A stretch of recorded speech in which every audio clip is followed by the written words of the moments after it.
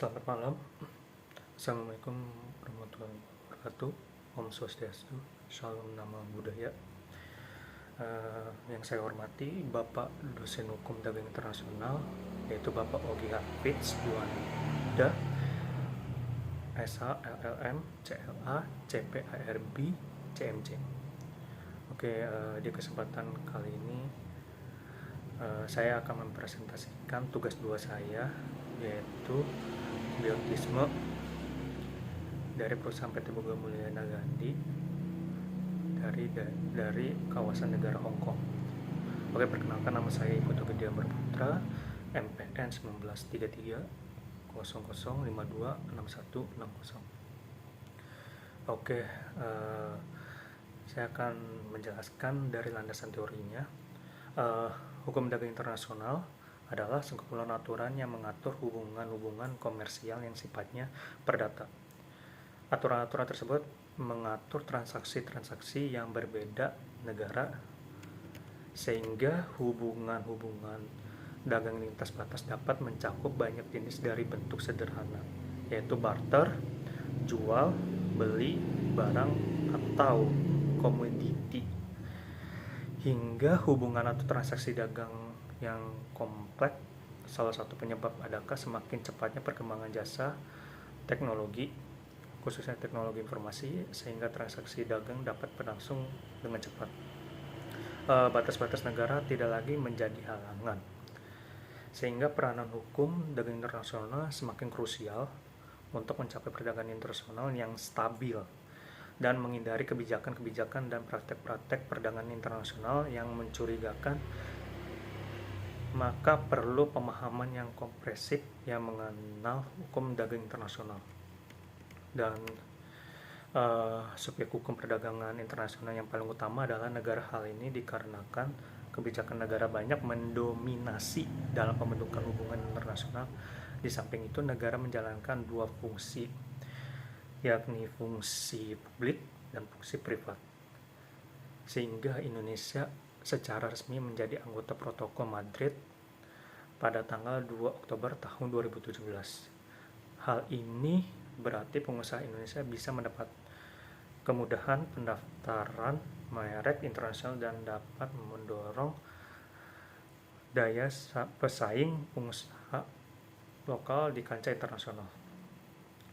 Lalu, hak kekayaan intelektual adalah sebagai perlindungan terhadap karya yang timbul karena adanya kemampuan intelektual manusia dalam bidang seni, sastra, ilmu, pengetahuan, estetika, dan teknologi. Dan juga ada merek, adalah nama, istilah, tanda, simbol, atau desain untuk mengidentifikasikan barang atau jasa dari satu penjual atau sekelompok penjual untuk membedakan dengan produk pesaing. Lalu merek diatur dalam Undang-Undang Nomor 20 Tahun 2016, sehingga Undang-Undang tentang merek dan indikasi geografis tersebut dalam Undang-Undang Nomor 20 Tahun 2016 itu merupakan penggantian dari Undang-Undang Nomor 15 Tahun 2001 yang mengatur lebih ketat terhadap merek terkenal dan lebih mempercepat penyelesaian proses pendaftaran dan pengumuman merek, bantahan merek, dan perpanjangan merek selama 6 bulan. Dan kronologi kasusnya seperti pada 21 Januari tahun 2013, PT Boga Mulia Nagandi mendaftarkan merek biotisme di Direktorat Jenderal Hak Kekayaan Intelektual disebut HAKI, Kementerian Hukum dan HAM Republik Indonesia. Pada bulan September tahun 2003, merek biotisme didaftarkan pertama kali di Hong Kong oleh Hong Kong Limited, kemudian diikuti dengan pendaftaran merek di Prancis. Kemudian pada akhir tahun 2013, Health and Happiness Safe, dulu bernama Biotisme Hong Kong Limited tuh, sehingga mengajukan permohonan pendaftaran merek biotisme. Pengajuan ini ditolak oleh Direktorat Jenderal Hak Kekayaan Intelektual, sehingga Kementerian Hukum dan Hak Asasi Manusia dengan alasan mempunyai persamaan dengan merek biotisme yang telah terdaftar atas nama PT Boga Mulia Nagandi Dan lalu pada tanggal 21 Juli tahun 2021, Pengadilan Niaga pada Pengadilan Negeri Jakarta Pusat memerintahkan merek biotisme tersebut milik PT Moga Mulyana Gandhi harus dibatalkan dengan pertimbangan pasal 76 ayat 1 dan pasal 77 ayat 2 Undang-Undang Merek.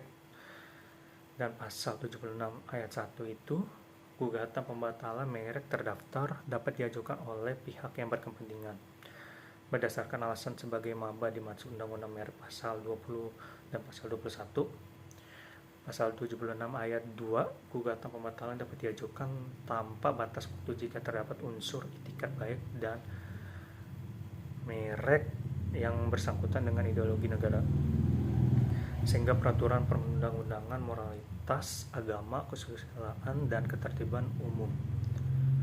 Atas vonis tersebut, PT Moga Mulyana Gandhi mengajukan kasasi ke Mahkamah Agung terhadap merek biotisme.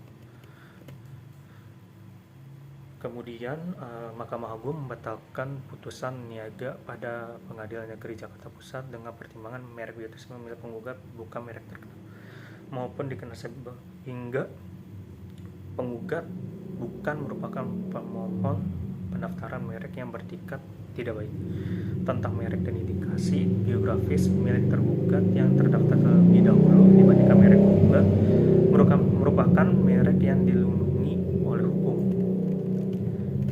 Sehingga dari kasus di atas yang saya berkesimpulan,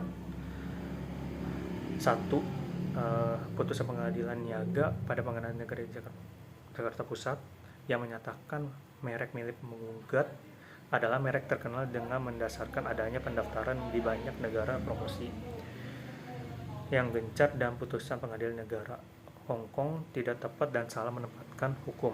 Dan nomor kedua, dalam pasal 21 Undang-Undang nomor 20 tahun 2016 tentang merek dan indikasi geografis dan pasal 16 Peraturan Menteri Hukum dan HAM nomor 67 tahun 2016 tentang pendaftaran merek telah mengatur bahwa pendaftaran merek yang ditolak dalam HAM merek yang dimohonkan tersebut mempunyai persamaan pada pokoknya atau keseluruhan dengan merek terkenal milik pihak lain untuk barang atau jasa yang sejenis atau tidak sejenis, lalu yang memenuhi kriteria tertentu, sehingga dengan adanya rasa permohonan pendaftaran merek itu ditolak dalam kedua peraturan perundang-undangan tersebut, maka untuk menentukan apakah merek biotisme milik tergugat adalah merek terkenal, seharusnya diajukan pendaftaran pada tahun 2013, bukan pada saat penggugat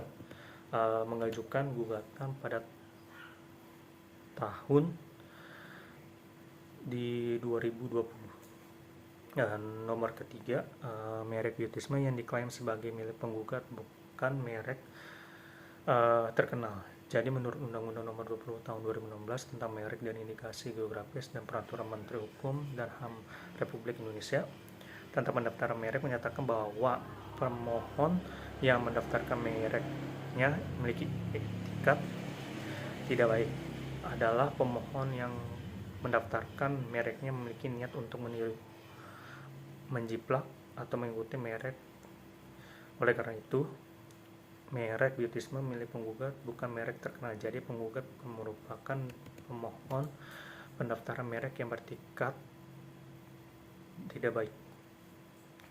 Adapun saran saya adalah satu, Kementerian Hukum dan HAM Direktorat atau Hak Kekayaan Intelektual agar pelaksanaan perlindungan hukum kepada merek dagang yang terkenal diperlukan bersama-sama, memiliki kerjasama dengan memanfaatkan perangkat perundang-undangan